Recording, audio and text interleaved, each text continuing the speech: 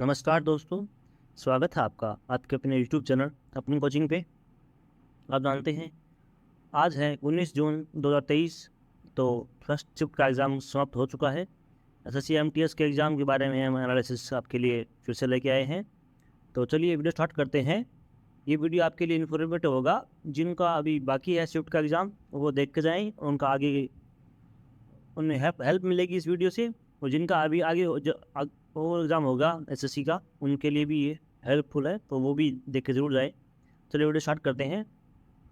Question है, भगवंत सिंह मान किस राज्य के मुख्यमंत्री बने हैं? तो भगवंत सिंह मान है वो पंजाब के मुख्यमंत्री बने हैं, वो जो कि आम आदमी पार्टी से संबंधित है। तो राज्यसभा के विधानसभा राज्य के विधानसभा चुनाव में पार्टी ने खुद आम आदमी पार्टी ने 117 में से 92 सीटें जीती। भगवंत सिंह मान ने 16 मार्च 2022 को स्वतंत्रता सेनानी भगत सिंह के पैतृक गांव खटकड़ कला में पंजाब के 17वें मुख्यमंत्री के रूप में शपथ ली थी। अगला क्वेश्चन पूछा गया था, कौन सा अनुच्छेद धर्म की स्वतंत्रता से संबंधित है? तो धर्म की स्वतंत्रता से अनुच्छेद 25 से लेकर 28 तक के अनुच्छेद वो धर्म की से संबंधित है। बात करें तो कानून और भारतीय संविधान में से संबंधित है। भारतीय संविधान की प्रस्तावना में धर्मनिरपेक्ष शब्द है और अनुच्छेद 25 से 28 का अर्थ है कि राज्य किसी भी धर्म के पेशे में भेदभाव, संरक्षण या हस्तक्षेप नहीं करेगा। हालांकि यह धार्मिक अधिकारों को मौलिक अधिकारों के रूप में जोड़कर व्यक्तिगत धर्मों या समूह की रक्षा करता है। अगला क्वेश्चन पूछा गया था, गंगा नदी का निर्माण किन दो नदियों के संगम से होता है? तो इनका निर्माण है वो अलकनंदा और भागीरथी नदी के संगम से होता है। बात करें तो भागीरथी नदी देवप्रयाग में अलकनंदा से मिलकर गंगा निर्माण करती है। इसी स्थल के बाद में नदी को गंगा के नाम से जाना जाता है। अगला क्वेश्चन पूछा गया था, कपास की खेती लगभग कितने साल पहले प्रारंभ हुई थी? तो कपास की खेती है वो लगभग 3000 ईसा पूर्व पहले हड़प्पा सभ्यता में इसके प्रमाण मिले हैं। बात करें तो पाकिस्तान में सिंधु नदी की घाटी में इसके प्रमाण मिले हैं। 3000 साल इस पहले कपास उगाया जाता था, काटा जाता था और कपड़े भी बुने जाते थे। लगभग उसी समय मिस्र की नील घाटी के मूल निवासी सूती कपड़े बना रहे थे और पहन रहे थे। लगभग 800 ईस्वी में अरब व्यापारियों सूती कपड़े यूरोप लेकर आए थे। अगला प्रश्न पूछा गया था, नाइट्रोजन का परमाणु क्रमांक कितना है? तो नाइट्रोजन का परमाणु क्रमांक है वो आप जानते होंगे 7 है वो नाइट्रोजन का परमाणु क्रमांक है। सामान्य ताप और दाब पर यह गैस है तथा पृथ्वी के वायुमंडल का लगभग 78% नाइट्रोजन ही है। यह सर्वाधिक मात्रा में तत्व के रूप में उपलब्ध पदार्थ भी है। यह एक रंगहीन, गंधहीन, स्वादहीन और प्राय अक्रिय गैस है। अगला क्वेश्चन पूछा गया था, गंगा छठ पूजा किस राज्य का प्रसिद्ध त्योहार है? गंगा छठ पूजा त्योहार है तो यह है बिहार का त्योहार है। तो गंगा छठ नहीं, सॉरी, छठ पूजा है। सॉरी सॉरी सॉरी, ये क्वेश्चन है, ये यहाँ से है। छठ पूजा किस राज्य का त्योहार है? छठ पूजा मुख्य रूप से बिहार और उसके पड़ोसी क्षेत्र जैसे उत्तर प्रदेश, झारखंड और नेपाल के कुछ हिस्सों में मनाया जाता है, लेकिन ये मुख्य रूप से बिहार का त्योहार है। यह एक हिंदू त्योहार है जो सूर्य और उसकी पत्नी छठी मैया को समर्पित है। अगला क्वेश्चन पूछा गया था, मौद्रिक नीति समिति की अध्यक्षता कौन करता है? तो इसके अध्यक्ष है वो आरबीआई के गवर्नर होते हैं। बात करें तो आरबीआई का गवर्नर समिति का पदेन अध्यक्ष होता है। एमपीसी मुद्रास्फीति लक्ष्य को प्राप्त करने हेतु आवश्यक नीतिगत ब्याज दर यानी रेपो दर निर्धारित करती है। एमपीसी मतलब मौद्रिक नीति समिति। अगला प्रश्न पूछा गया था, कृष्णा नदी किस राज्य से होकर बहती है? तो कृष्णा नदी है वो महाराष्ट्र, कर्नाटक, तेलंगाना और आंध्र प्रदेश से होकर बहती है। कृष्णा नदी महाराष्ट्र, कर्नाटक के, तेलंगाना और आंध्र प्रदेश से बहती है। कृष्णा घाटी देश के कुल भौगोलिक क्षेत्र के लगभग 8% भाग में फैली हुई है। अगला क्वेश्चन पूछा गया था, इनमें से अरविंद अडी की पुस्तक नहीं है, तो अरविंद अडी की पुस्तक है वो the white tiger, God of small things, selection day, ये अरविंद अडी की पुस्तक है। इनको छोड़कर जो भी ऑप्शन में आया था वो था इसका उत्तर था। अगला क्वेश्चन पूछा गया था, गुलाबो सपेरा का संबंध किस नृत्य से है, तो गुलाबो सपेरा है वो कालबेलिया नृत्य से संबंधित है और ये राजस्थान से संबंधित है इनका। तो कालबेलिया डांस है राजस्थान के आदिवासी समाज कालबेलिया का पारंपरिक नृत्य है, जिसे अंतर्राष्ट्रीय स्तर पर कालबेलिया नृत्य की गुलाबो सपेरा ने पहचान दिलाई है। उनका नाम गिनीज बुक में भी शामिल है। अगला क्वेश्चन पूछा गया था, 25 वर्षों की अवधि के लिए किए गए किसी स्थान का औसत मौसम पैटर्न क्या होता है, तो उसे कहते हैं जलवायु। बात करें तो 25 वर्षों में लिए गए औसत मौसम पैटर्न को उस स्थान के जलवायु कहते हैं, जबकि मौसम को किसी स्थान की कम अवधि के लिए वायुमंडलीय स्थिति के रूप में परिभाषित किया जाता है। तो मौसम है वो कम अवधि के लिए वायुमंडलीय स्थिति है वो मौसम कहते हैं, ज़्यादा अवधि होती है 25 वर्ष लगभग तो उसके जलवायु कहते हैं वहाँ की। अगला क्वेश्चन पूछा गया था, ए दिल मुश्किल सॉन्ग के सिंगर कौन है, तो ए दिल मुश्किल है वो रणवीर कपूर की मूवी है, 2016 में आई थी ए दिल मुश्किल मूवी। तो उसके सिंगर हैं वो अरिजीत सिंह हैं, यहीं से उनको ज़्यादा विश्व प्रसिद्ध हुए थे, वो बहुत ज़्यादा प्रसिद्धि आसमान छू गई इनकी अरिजीत सिंह की। तो अगला क्वेश्चन पूछा गया था, टोक्यो ओलंपिक में भारत में कितने कांस्य पदक जीते, तो 4 पदक है वो कांस्य पदक जीते थे। बात करें टोक्यो ओलंपिक की, तो टोक्यो ओलंपिक 2021 में भारत ने अब तक कितने मेडल जीते हैं, तो भारत ने 7 पदक है, 1 स्वर्ण है, 2 रजत तक। स्वर्ण है वो नीरज चोपड़ा ने जीता, रजत है वो रवि दहिया और शायद मीराबाई चानू ने जीता। 4 कांस्य जीते थे, तो जो कि जीते थे। लंदन ओलंपिक 2012 में कुल रिकॉर्ड के साथ टोक्यो ओलंपिक को समाप्त करते हुए एकल ओलंपिक संस्करण में 6 पदों ने अपने पिछले सर्वश्रेष्ठ को तोड़ दिया था। तो मतलब ओलंपिक 2021 में भारत ने अपने ही खुद को रिकॉर्ड तोड़ा है। आज तक के सबसे ओलंपिक में अधिक मेडल भारत के पास आए हैं। अगला क्वेश्चन पूछा गया था, क्रिकेट में यदि बॉल हिट होने के बाद सीधा बिना छुए बाउंड्री पार कर जाती है तो क्या कहते हैं, उसे 4 रन कहते हैं। यह एसएससी टेस्ट में कम से कम 3 से 4 बार 3 से 4 शिफ्ट में पूछा गया प्रश्न है। अगला क्वेश्चन एक बार पूछा गया कि हिट होने के बाद यदि बॉल ग्राउंड से लग के बाउंड्री के पार चली जाए तो उसे क्या कहते हैं, तो उसे 4 रन कहते हैं। सीधा बाउंड्री के पार चली जाए तो उसे 6 रन कहते हैं। अगला क्वेश्चन पूछा गया था, रोमांसिंग विथ लाइफ पुस्तक किसकी आत्मकथा है, तो यह है देव आनंद की आत्मकथा है। बात करें तो यह पुस्तक सर्वप्रथम सितंबर 2007 में जारी की गई थी। अगला क्वेश्चन पूछा गया था, उड़ीसा राज्य का लोक नृत्य कौन सा है, तो उड़ीसा राज्य का लोक नृत्य है वो उड़ीसी नृत्य है, जो कि शास्त्रीय नृत्य है, और छऊ नृत्य भी उड़ीसा का लोक नृत्य है। उड़ीसी एक शास्त्रीय नृत्य है जो कि उड़ीसा में उत्पन्न हुई थी। उड़ीसा के लोकप्रिय नृत्य की बात करें तो उड़ीसी नृत्य, छऊ नृत्य, चेती घोड़ा, डंडा नाटा, मेघा नाचा, चागू नृत्य, करण नृत्य, ये उड़ीसा के प्रमुख लोक नृत्य हैं।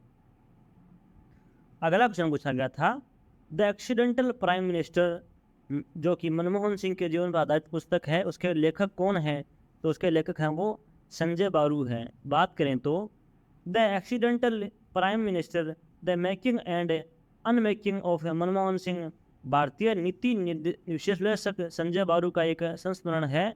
वे 2004 से अगस्त 2008 तक तत्कालिक प्रधानमंत्री मनमोहन सिंह के मीडिया सलाहकार थे। अगला क्वेश्चन पूछा गया था, केंद्र शासित प्रदेश है वो संविधान के किस भाग में आते हैं, तो संविधान के 8वें भाग में आते हैं। भाग 8 संविधान के इस भाग में अनुच्छेद 239 से 242 के अनुच्छेद शामिल है। अनुच्छेद में केंद्र शासित प्रदेशों का प्रशासन दिल्ली के संबंध में विशेष प्रावधान प्रशासक की अध्यादेश बनाने की शक्ति, कुछ संघ शासित प्रदेशों के लिए विनिमय बनाने की राष्ट्रपति को शक्ति और यूटी के लिए उच्च न्यायालय शामिल हैं। बात करें तो संविधान के भाग 8 है वो संघ शासित प्रदेश है, वो 239 से 242 के बीच में है। भाग 8 है वो पहली अनुसूची के बी भाग में राज्य का उल्लेख है, और भाग 9 में पंचायत जो कि 243 ओ तक है उल्लेख उसका। भाग 9 बी में सहकारी समितियां हैं जो 243 जेड एच से 243 जेड टी तक इसका उल्लेख मिलता है। अगला क्वेश्चन पूछा गया था, एशिया के सबसे बड़े कंप्रेस्ड बायोगैस संयंत्र का उद्घाटन हरदीप सिंह पुरी द्वारा हाल ही में कहाँ पर किया गया? किस राज्य में किया गया? तो पंजाब राज्य में किया गया। बात करें, केंद्रीय मंत्री हरदीप सिंह ने 18 अक्टूबर 2022 को पंजाब के संगरूर में एशिया के सबसे बड़े कंप्रेस्ड बायोगैस सीबीजी संयंत्र का उद्घाटन किया था। अगला क्वेश्चन पूछा गया था इंग्लिश में कि ग्रुप ऑफ एंट्स, तो ग्रुप चिंटियों के समूह क्या कहते हैं? तो चिंटियों के समूह का वो कॉलोनी कहते हैं। अगला क्वेश्चन पूछा गया था, अंतिम मुगल शासक कौन था? तो अंतिम मुगल शासक आप जानते होंगे बहादुर शाह जफर थे। इन्होंने 1857 की क्रांति में भी भाग लिया था। बाद में इनको अंग्रेजों ने काला पानी की सजा दे दी गई थी।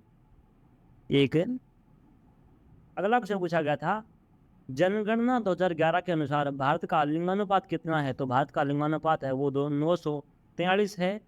लिंगानुपात का उपयोग प्रति 1000 पुरुषों पर महिलाओं की संख्या का वर्णन करने के लिए किया जाता है। तो कुछ मुख्य राज्य हैं उनका लिंगानुपात पूछते हैं, सबसे हाईएस्ट किनका है और लोएस्ट किसका है? तो बात करें तो केरल का सबसे अधिक लिंगानुपात है 1024, यानी 1000 पुरुषों पर 1084 महिलाएं ज़्यादा हैं।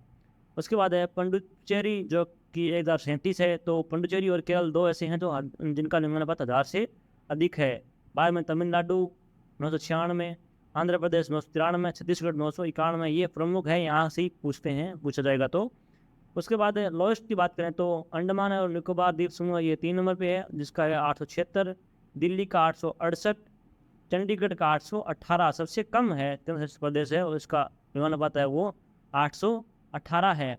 और राज्य की बात करें तो उसका है हरियाणा है, उसका 877 या 78 के पास है।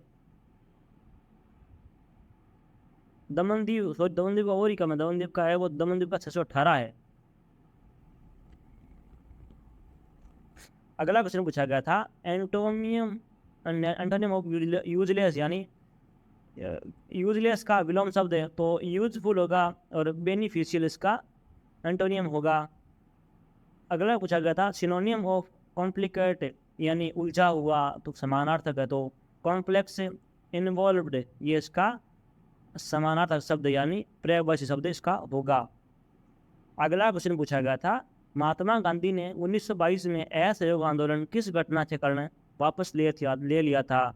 तो 1922 में चोरा चोरी कांड हो गया था जिसमें पुलिस वालों का एक पुलिस चौकी पूरी जला दी थी क्रांतिकारियों ने।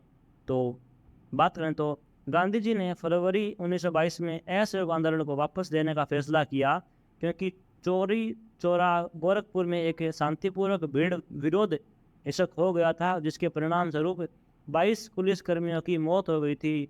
22 पुलिसकर्मी है वो जिंदा जला दिए गए थे और पूरा पुलिस स्टेशन को भी आग लगा दी थी क्रांतिकारियों ने।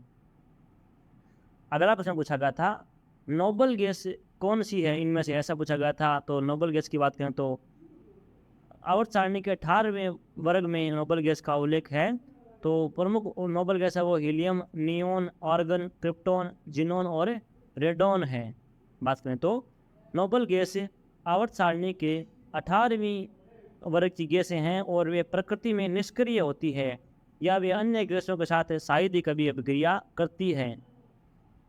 हीलियम का उपयोग ऑक्सीजन, नाइट्रोजन और कार्बन डाइऑक्साइड, इसका नाम कहते हैं हाइपरकेपनिया, विषाक्तता को रोकने के लिए गहरे समुद्र में गोताखोरों द्वारा श्वसन गैस के लिए किया जाता है। तो दोस्तों, आधुनिक भारत का जनक किसे कहा जाता है? तो आधुनिक भारत का जनक है वो राजा राम मोहन राय जी को कहा जाता है आधुनिक भारत का जनक। बात करें इनके बारे में, राजा राम मोहन राय को आधुनिक भारत का जनक माना जाता है। राजा राम मोहन राय ब्रह्म समाज के नेताओं में से एक थे। ब्रह्मो समाज एक भारतीय उपमहाद्वीप सामाजिक धार्मिक समाज सुधार आंदोलन था जो इनके द्वारा चलाया गया था। अगला क्वेश्चन पूछा गया था, तराइन का द्वितीय युद्ध कब हुआ था? तो तराइन का द्वितीय युद्ध है वो 1992 में हुआ था। तो तराइन का द्वितीय युद्ध 1992 में पृथ्वीराज तृतीय यानी पृथ्वीराज चौहान है वह मोहम्मद गौरी के मध्य हुआ था, जिसमें पृथ्वीराज की पराजय हुई थी। इससे एक साल पहले 1991 में भी तराइन का प्रथम युद्ध हुआ था, जिसमें मोहम्मद गौरी हारा था, पृथ्वीराज चौहान जी जीते थे। 1992 के युद्ध के बाद ही भारत में हिंदू की नींव हट गई थी। उसके बाद ही मुगलों की नींव पड़ी थी, मतलब मुस्लिम साम्राज्य की स्थापना हुई थी। अगला क्वेश्चन पूछा गया था, पहली बार ट्रांसजेंडर की जनगणना कब हुई थी? तो 2011 में पहली बार ट्रांसजेंडर की जनगणना हुई थी। ट्रांसजेंडर की संख्या है वो लगभग हमारे देश में 4,87,000 के लगभग है। इसमें सबसे अधिक है महाराष्ट्र में है, वो 43,000 है। उसके बाद बिहार में है 2 नंबर पे, उसमें 40,000 लगभग है। फिर सबसे अधिक आंध्र प्रदेश में है, उसके बाद महाराष्ट्र में है, और उसके बाद बिहार में है। महाराष्ट्र में है उसमें 43,000 है, और बिहार में है उसमें 40,000 है, और महाराष्ट्र में भी 40,000 लगभग है। तो सब और संख्या इनकी है वो लगभग 5 लाख के लगभग है पूरे देश में। तो बात करें तो जनगणना एक निश्चित समांतराल में जनसंख्या की आधिकारिक जनगणना कराती है। भारत में सबसे पहले 1872 में जनगणना की गई थी। हालांकि 1881 में पहली बार एक संपूर्ण जनगणना की जा सकी। उसी समय से प्रत्येक 10 वर्ष पर जनगणना होती है। तो सुव्यवस्थित जनगणना है वो 1881 में हुई, और वैसे जनगणना है वो 1872 में शुरुआत हो गई थी। अगला प्रश्न पूछा गया था, केरल में मास्क पहनकर यानी मुखौटा पहनकर कौन सा नृत्य किया जाता है? तो केरल का नृत्य है वो कथकली नृत्य है वो केरल का, वो मुखौटा पहनकर किया जाता है। बात करें कथकली नृत्य के बारे में, तो यह एक पारंपरिक रूप से पुरुष अभिनेता नर्तकियों द्वारा पहने जाने वाले विस्तृत रंगीन मेकअप वेशभूषा और चेहरे के मुखौटों से अलग है। नर्तक विशेष श्रृंगार और विशेष वेशभूषा के साथ कहानियों की भूमिकाएं जैसे राजा, देवता, राक्षस आदि की भूमिका निभाते हैं। गायक कथा सुनाते हैं और ताल वाद्य यंत्र का प्रयोग बजाते हैं। तो इसमें ताल वाद्य यंत्र का प्रयोग होता है। केरल के अन्य नृत्य है वो है मोहिनीअट्टम, थिरुवाथिरापल्ली और कोलकली, ओटुम-थुल्ला, कुडियाट्टम, चक्कारकुथु और ओपन्ना, ये केरल के अन्य नृत्य हैं। बात करें तो अगला क्वेश्चन पूछा गया था, दाचीग्राम राष्ट्रीय उद्यान कहाँ पर स्थित है? तो यह आप सभी जानते होंगे, दाचीग्राम है वो पहले पूछ लिया गया है 3-4 शिफ्ट में। तो इसका होगा जम्मू कश्मीर में है वो दाचीग्राम राष्ट्रीय उद्यान स्थित है। अगला है, दाचीग्राम राष्ट्रीय उद्यान श्रीनगर, जम्मू और श्रीनगर से 22 किलोमीटर दूर स्थित है। यह 141 किलोमीटर स्क्वायर क्षेत्र में फैला हुआ है, 141 वर्ग किलोमीटर फैला हुआ है। उद्यान के नाम का अर्थ है 10 गांव है, और जो इसे बनाने के लिए स्थानांतरित किए गए 10 गांव के समान में हो सकता है। तो इसको बनाने के लिए 10 गांव को स्थानांतरित किया गया था। यह दुर्लभ और गंभीर रूप से लुप्तप्राय हंगुल या कश्मीर मृग का घर है। इसमें लुप्तप्राय हंगुल या कश्मीरी मृग पाए जाते हैं, ये उसके लिए प्रसिद्ध है। बात करें अन्य राष्ट्रीय उद्यान के बारे में, तो जो परीक्षा में बार बार पूछे जाते हैं, तो पूछा जाता है कि राजाजी राष्ट्रीय उद्यान कहाँ पर है? तो वो है उत्तराखंड में। और जिम कॉर्बेट राष्ट्रीय उद्यान का संबंध किस राज्य से है? तो वो भी उत्तराखंड का है। नामेरी राष्ट्रीय उद्यान वो असम से है।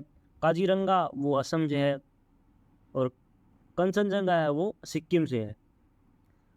अगला क्वेश्चन पूछा गया था, सोमनाथ मंदिर का विध्वंस करने वाला विदेशी आक्रमणकारी पहला कौन था? तो वो थे महमूद गजनवी 1025 ईस्वी में। बात करें सोमनाथ मंदिर की, तो सोमनाथ मंदिर की समृद्धता से प्रभावित होकर गजनवी ने इस पर 17 बार हमला कर इसकी संपत्ति लूटी। गजनवी के हमले के बाद गुजरात के राजा भीम और मालवा के राजा भोज ने इसका निर्माण पुनः करवाया। इसके बाद जब 1227 में दिल्ली सल्तनत में गुजरात पर कब्जा किया और इसे फिर गिरा दिया गया उस टाइम, और 1706 में मुगल बादशाह औरंगजेब ने इसे पुनः 1706 में गिरा दिया था। 13वीं शताब्दी यानी 1297 में खिलजी वंश का शासन था, तो अलाउद्दीन खिलजी ने इस पर आक्रमण किया था। अगला क्वेश्चन पूछा गया था, महासागरीय जल की लवणता कितनी होती है प्रत्येक 1000 किलोमीटर, 1000 ग्राम या 1 लीटर में? तो प्रत्येक लीटर में लगभग 35 ग्राम लवण पाया जाता है। बात करें तो समुद्र की लवणता की सामान्य सीमा 33 से 37 ग्राम प्रति लीटर यानी 33% या 37% के बीच होती है। लवणता का अर्थ है समुद्र या महासागर में घुले हुए लवणों की कुल मात्रा। अगला क्वेश्चन पूछा गया था, श्वेत प्रकाश में कितने रंग होते हैं? तो श्वेत प्रकाश में मुख्यतः 7 रंग होते हैं। श्वेत प्रकाश 3 मूल रंग लाल, नीला और हरा से मिलकर बना होता है। इन रंगों को अलग अलग बांटने पर 7 रंग प्राप्त होते हैं। ये रंग है बैंगनी यानी वॉयलेट, नीला यानी इंडिगो, हरा यानी ग्रीन, पीला यानी येलो, नारंगी यानी ऑरेंज और लाल यानी आप रेड होता है इसका अर्थ। अगला क्वेश्चन पूछा गया था, सबसे अधिक पाया जाने वाला ऊतक कौन सा है? तो मर्दूतक है वो पाया जाता है, सबसे अधिक पाया जाने वाला ऊतक है, जो कि पेड़ पौधों में पाया जाता है, वनस्पति में। मानव शरीर के ऊतक की बात करें तो पेशी ऊतक शरीर के अंगों को स्थानांतरित करने और छोटी या सिकुड़ने की अनूठी क्षमता वाली कोशिकाओं से बना होता है। बात करें आगे तो मस्तिष्क, रीढ़ की हड्डी और तंत्रिकाओं में सभी तंत्रिका ऊतक होते हैं। यह विभिन्न शारीरिक कार्यों के समन्वय और नियंत्रण का प्रभारी है। बात करें तो संयोजी ऊतक भी वसा का भंडार है। ऊतकों और अंगों के बीच पोषक तत्वों में अन्य पदार्थों के परिवहन में सहायता करता है और क्षतिग्रस्त ऊतकों की मरम्मत में सहायता करता है। उसका उदाहरण है रक्त है वो तरल संयोजी ऊतक है। अगला है पॉइंट है उपकला ऊतक है, जीव शरीर में एक सुरक्षात्मक ऊतक है। ये मानव शरीर की सेफ्टी का ऊतक है। अगला क्वेश्चन पूछा गया था, भारत ने पहली बार ओलंपिक खेलों में कब भाग लिया था?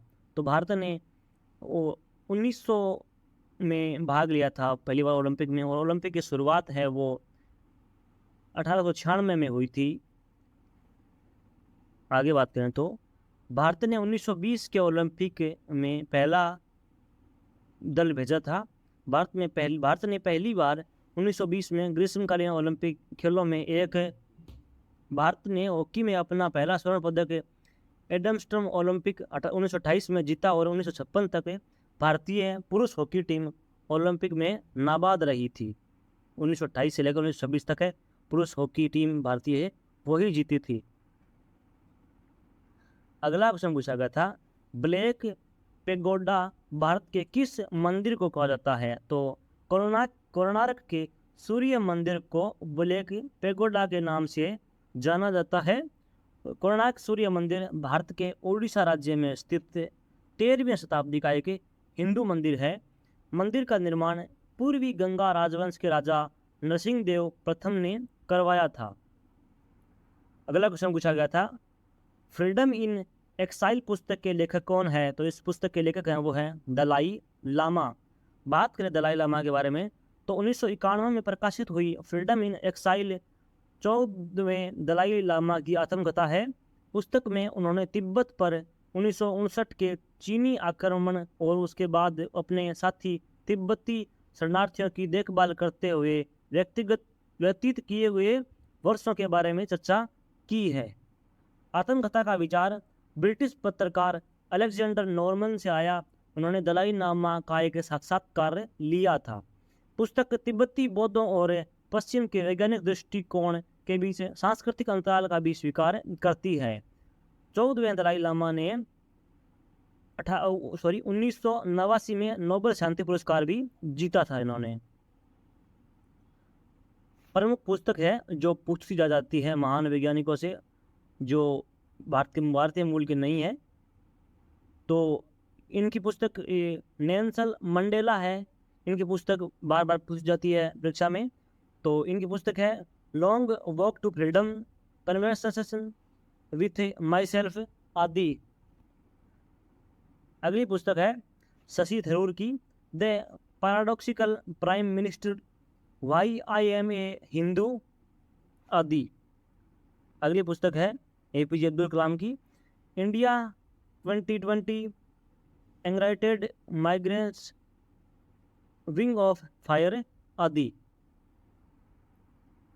अगला क्वेश्चन पूछा गया था भारतीय संघ की कार्यपालिका का संवैधानिक प्रमुख कौन होता है? तो आप सभी जानते होंगे कार्यपालिका का संवैधानिक प्रमुख है वो राष्ट्रपति होता है। बात करें इनके बारे में तो भारतीय संविधान के अनुच्छेद 79 के अनुसार संघ की संसद की विधानसभा राष्ट्रपति और 2 सदनों जिन्हें राज्यसभा और लोकसभा के रूप में जाना जाता है से बनी होती है। संसद तीन से बनी होती है, लोकसभा, राज्यसभा और राष्ट्रपति से बनी होती है। संविधान का अनुच्छेद 74(1) कहता है कि प्रधानमंत्री के साथ इसकी सहायता के लिए एक मंत्रिपरिषद का गठन किया जाएगा और वह राष्ट्रपति की सलाहकार होगा जो प्रधानमंत्री की सलाह के अनुसार अपने कर्तव्यों का पालन करेगा। इस प्रकार प्रधानमंत्री की अध्यक्षता में मंत्रिपरिषद में सच्ची कार्यकारी शक्ति प्रदान की जाती है। अगला क्वेश्चन पूछा गया था महाधिवक्ता का उल्लेख किस अनुच्छेद के तहत किया गया है? तो संविधान के अनुच्छेद 165 में महाधिवक्ता का उल्लेख किया गया है। बात करें तो 165 के अनुसार राज्यपाल द्वारा महाधिवक्ता की नियुक्ति की जाती है। तो महाधिवक्ता की नियुक्ति है वो राज्यपाल के द्वारा की जाती है। ये नियुक्ति भी आपसे पूछी जा सकती है। राज्य का सर्वोच्च विधि अधिकारी महाधिवक्ता होता है। अगला क्वेश्चन पूछा गया था क्रिकेट की शुरुआत किस देश से हुई है? तो क्रिकेट की शुरुआत वो इंग्लैंड से हुई है। तो बात करें इसमें और ज़्यादा तो क्रिकेट की शुरुआत 16वीं शताब्दी में हुई थी। क्रिकेट की शुरुआत वो विल्ड में रहने वाले बच्चों ने सैक्सन या नॉर्मन के दौरान इंग्लैंड के दक्षिणी पूर्व के घने जंगलों में किया था जो कि केंट और सुसेक्स से लगा हुआ है। यहाँ इसकी शुरुआत मानी जाती है। अगला क्वेश्चन है विकास सूचकांक में मानव विकास सूचकांक में 2011 से 21 में कौन सा देश शीर्ष स्थान पर रहा? तो इसका है नॉर्वे जो शीर्ष स्थान पर रहा था। एशिया में बात करें तो श्रीलंका है वो शीर्ष स्थान पर है। UNDP द्वारा तैयार 2011 की मानव विकास रिपोर्ट में 187 देशों में से 134 में भारत को स्थान दिया गया। तो भारत का स्थान है वो इस सूची में तो 134 नंबर स्थान है वो भारत का है। अगला क्वेश्चन पूछा गया था MS गोपाल कृष्णन किस वाद्य यंत्र से संबंधित है? तो इनका संबंध है वो वायलिन से संबंधित है। बात करें इनके बारे में तो गोपाल कृष्णन MS गोपाल कृष्णन का जन्म 18 जून 1931 में हुआ था। मद्रास में ब्रिटिश भारतीय थे और मृत्यु इनकी 3 जनवरी 2013 में हुई थी चेन्नई के तमिलनाडु में। भारत के प्रसिद्ध वायलिन वादकों में से एक थे। आज ब्रह्मदेश्वर मंदिर का निर्माण किसने करवाया था? तो ब्रह्मदेश्वर मंदिर का निर्माण है वो चोल शासक प्रथम राज चोल ने करवाया था जो कि 1003 से 1010 ईसा पूर्व में करवाया था। अगला क्वेश्चन पूछा गया था अलकनंदा और धौलीगंगा, ये धोनी नहीं है धौली है, धौलीगंगा नदी का संगम कहाँ पर होता है? तो उनका संगम होता है वो विष्णु प्रयाग में होता है। अगला क्वेश्चन पूछा गया था बांझपन रोग किस विटामिन की कमी से होता है? तो बांझपन रोग है वो विटामिन ई की कमी से होता है। और बात करें तो बांझपन असुरक्षित यौन संबंध के बावजूद गर्भ धारण करने में असमर्थता है। यह नर और मादा प्रजनन अंगों की समस्याओं के कारण होता है। बांझपन विटामिन ई की कमी के कारण होता है। यह मादा प्रजनन अंगों के विकास के लिए आवश्यक है। तो इस विटामिन की कमी शुक्राणु की गतिशीलता और अंडे के साथ एक रूप होने की क्षमता को प्रभावित करती है। गर्भाशय में मायोमा का निर्माण होता है और इस प्रकार गर्भाशय अंडे के अंतोपरण के लिए तैयार नहीं होता है। अगला क्वेश्चन पूछा गया था, द लाइट वी कैरी पुस्तक के लेखक कौन हैं? तो इस पुस्तक के लेखक हैं वो मिशेल ओबामा है, जो कि बराक ओबामा की धर्मपत्नी है, उनकी द्वारा लिखी गई ये पुस्तक है।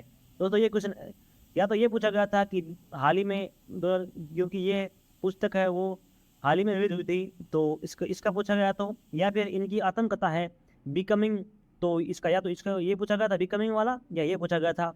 अगर आपको पता है दोस्तों तो कमेंट करके जरूर बताइएगा कि मिशेल ओबामा की पुस्तक कौन सी पूछी गई थी आज। पूछा तो इन दोनों में से गया था, या तो ये पूछा गया या फिर ये पूछा गया था, तो दोनों में से एक पूछा गया था। अगर आपको पता है तो आप कमेंट करके जरूर बताइएगा। अगली इनकी पुस्तक है be vigilant but not afraid, ये इनकी तीसरी पुस्तक है। अगला क्वेश्चन पूछा गया था, नादिर शाह ने भारत पर आक्रमण कब किया था? तो नादिर शाह ने 1739 में भारत पर आक्रमण कर दिया था। अगला क्वेश्चन पूछा गया था, एशियन गेम 2022 कहाँ पर आयोजित हुए थे? तो ये दक्षिण कोरिया के हांगजाऊ में इनका आयोजन हुआ था। 2022 के क्रिकेट एशिया कप का आयोजन है वो यूएई यानी दुबई में हुआ था। संयुक्त राष्ट्र यूएई मतलब संयुक्त राष्ट्र अमीरात संयुक्त अरब अमीरात में हुआ था। अगला क्वेश्चन पूछा गया था, राष्ट्रपति राज्यसभा में कितने व्यक्तियों को नामित करते हैं? तो राष्ट्रपति है वो 12 व्यक्तियों को नामित करते हैं, 2 एंग्लो इंडियन शामिल होते हैं इसमें। अगला क्वेश्चन पूछा गया था, कोशिका का पावर हाउस किसे कहते हैं? तो माइटोकॉन्ड्रिया को कोशिका का पावर हाउस कहते हैं।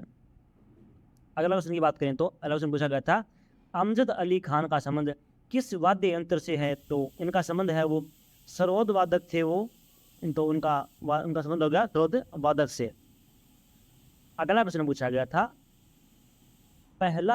भारत का पहला भूमिगत रेलवे 1984 में कहाँ खुला था? तो यह कोलकाता में खुला था और 1984 में खुला था। बात करें तो कोलकाता भारत की पहली भूमिगत मेट्रो है। यह दक्षिणेश्वर से गरिमा के पास कवि सुभाष मेट्रो स्टेशन पर तक फैला हुआ है। कुल लंबाई इसकी है वो 21.365 किलोमीटर है, जिसमें 26 स्टेशन और 15.70 किलोमीटर भूमिगत खंड है। टोलीगंज कॉरिडोर को पहली बार कार्यान्वयन के लिए चुना गया था और 29 दिसंबर 1972 को काम शुरू हुआ था। भारत में पहली मेट्रो लाइन 24 अक्टूबर 1984 में बनकर तैयार हुई थी। ये मेट्रो के बारे में है। अंतिम चरण है वो 23 फरवरी 2021 को नौपारा से दक्षिणेश्वर 4.139 किलोमीटर तक वाणिज्यिक संचालन के लिए खोला गया था। ये इसका अंतिम चरण है।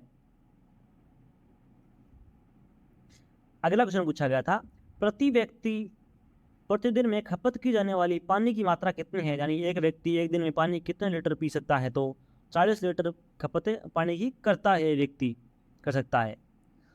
अगला क्वेश्चन पूछा गया था, सबसे पहले गरीबी का निर्धारण किसने किया था? तो दादा भाई नौरोजी ने सबसे पहले गरीबी का निर्धारण किया था।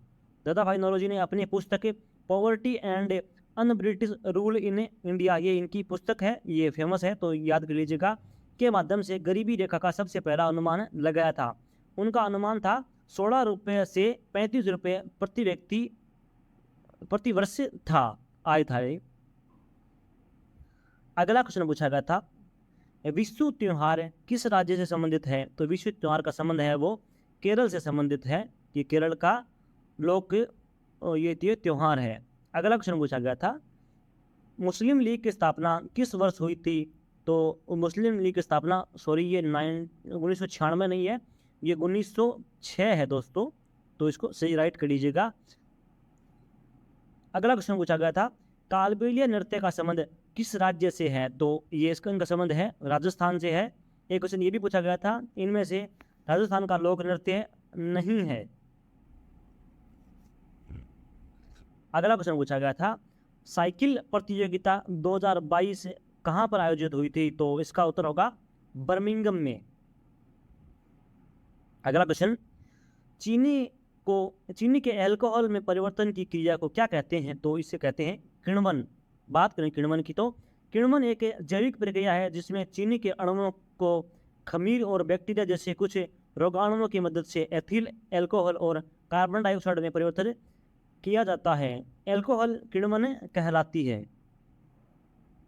अगला क्वेश्चन पूछा गया था, गणतंत्र शब्द किस देश के संविधान से लिया गया है? तो यह शब्द है वो फ्रांस के संविधान से लिया गया है।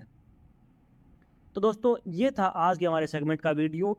अगर आपके वीडियो पसंद आया है तो आप हमारे चैनल को सब्सक्राइब कर लीजिएगा, वीडियो को लाइक कीजिए, शेयर कीजिए और कमेंट करके बताइए कि वीडियो आपको कैसा लगा। ऐसे ही सपोर्ट बनाए रखिए। तो दोस्तों इसका PDF आपको अगर चाहिए इस वीडियो का, तो हमारे टेलीग्राम चैनल का लिंक है वो डिस्क्रिप्शन में दिया गया है। डिस्क्रिप्शन में जाके आप टेलीग्राम को ज्वाइन कर सकते हैं। थैंक यू दोस्तों, ऐसे सपोर्ट बनाए रखिएगा हमारे चैनल पे।